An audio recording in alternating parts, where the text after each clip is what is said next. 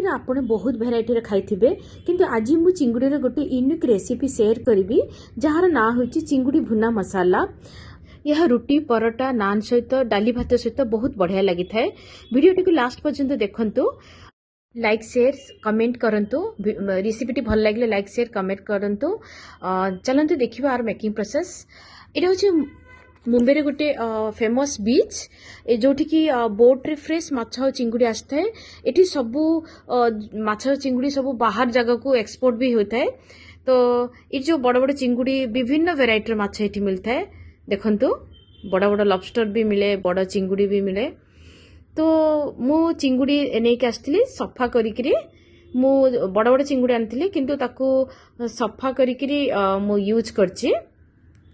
आपण ए रेसिपी पाई चोपा थिबार भी यूज करि परिबे आ बिना चोपार भी यूज करि परिबे।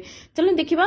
तो मु चिंगुड़ी सफा कला परे मु ताने हळदी लूण आ गोटे चामच लंका गुंडा देकी ताकू गोळा गोळी कर देछि। ताकू आमे 10 मिनिट गोळा गोळी करके रखि देबा। रखिला परे ता भितरे सब मसला गुडा को चिंगुड़ी भितरे भेदी जिवो।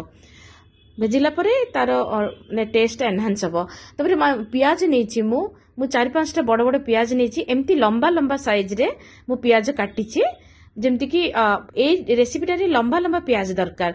मु एथिरे 2टी टमाटो 4टी पियाज कंचा लंका किछि काटिछि। वर्तमान पेन बसेबा। पेन रे किछि तेल देकी आमे गैस टा को ऑन करिबा। तापरे चिंगुड़ी आमे पकेबा सेथिरे। तो ये चिंगुड़ी को आपण बेसी कड़ा करी भाजीबेनी। जेमती चिंगुड़ी नॉर्मल अल्प अल्प भाजी हिथिबो। ए स्टेज रे आमे गैस फ्लेम को ऑफ करिबा। आ गुटे पेन नेबा। ताहेने आमे सोरिष तेल देकी गुटे छोटो चामच जीरा, दालचीन आउ कंचा लंका जोटा मु काटिथिली सेटा पकेकी टिके उल्ट पाल्ट करी भाजीबा। ते तापर आमे कोन करिबा पियाज जो लंबा लंबा काटिथिले सेगुडा को एठिकी पके देबा। तो ए समय रे गैस टाको आपने मीडियम रे रखिथिबे आउ उल्ट पाल्ट करी ताको भाजीबे।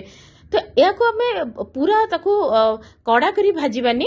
एटा नॉर्मल एमती काहे कि माने चिंगुड़ी को हमको आ सहित भाजीबा को पड़िबो। तो ठीक ए स्टेज रे मु गोटे चामच बॉईल करथिली टमाटो पियाज आ अदा रसुन सेठरू मु 2 चामच एठी व्यवहार करछि। तापरे ताको एमती मसाला टाको हमें उल्ट पाल्ट करी ताको फ्राई करिबा। फ्राई कला परे एथिरा हमें सुखिला जो जो जिनस हमको ड्राई मसाला दरकार सेठू हमें पकेबा। जेमति कि काश्मीरी लाल मरीच गुंड गोटे चामच 2 चामच में एठी पकेछि। गोटे चामच मु हळदी गुंड देकी मु मसाला को उल्ट पाल्ट करी आउ टिके भाजीबे। 2-3 मिनिट आको भाजीबा को पड़िबो। भाजिला परे तार जो मसलाटा पूरा माने हाँ मसलाटा पूरा भाजी हो गला परे एठी आमे कौन करिबा ना जो चिंगुड़ी आमे जो सेलो फ्राई करथिले से चिंगुड़ी आनी की मसला भितर आमे दे देबा। दे देला परे ताकू उल्ट पाल्ट करके आमे किछि समय भाजीबा। कम से कम 4 ରୁ 5 मिनिट आमे ऊपर तळ करके आको भाजीबा। भाजिला परे मुझे काटी की लंबा लंबा रखिथिली टमाटो सेथिरे एठी रे मु पकेबी। टमाटो को आपण ए स्टेज रे ही ऊपर पकेबे जा फल रे यार टेक्सचर टा बहुत बढ़िया होता है। तब उल्ट पाल्ट करके माने ताकू उल्ट पाल्ट करके आमे 2-3 मिनिट पर्यंत आमे ताकू भाजीबा। तो आर जो आमे जम्मा लीड आमे कवर करबानी। ए समय रे मु गरम मसाला देछि गोटे चामच किचन किंग में यूज करछि एठी गोटे चामच। तापरे लूण देकी ताकू उल्ट पाल्ट करके भाजीबा। 2-3 मिनिट स्लो रे एटा 5-6 मिनिट एटा स्लो रे भजा हबो और झटपट ए रेसिपीटा बनी थाए। तापरे मु एटा रेसिपीटा कंप्लीट होला परे मु ताने धनिया पत्र किछि पकेकी ताकू गैस फ्लेम को स्लो रे रखिछि। धनिया पत्र पकेला पर ताकू टिके गैस रे रखिबे। रखिला पर तार से ऊपर तळ करिके ताकू भाजीबे। भाजिला परे एटा आपनकर माने रेडी हे गेला हमर प्रॉन भुना मसाला चिंगुड़ी भुना मसाला। फ्रेंड्स आपन जदि रेसिपीटी भल लाଗୁଛି आपन लाइक शेयर कमेंट करंतु और आपन को परिवार को खिलांतु। रहिली बाय बाय।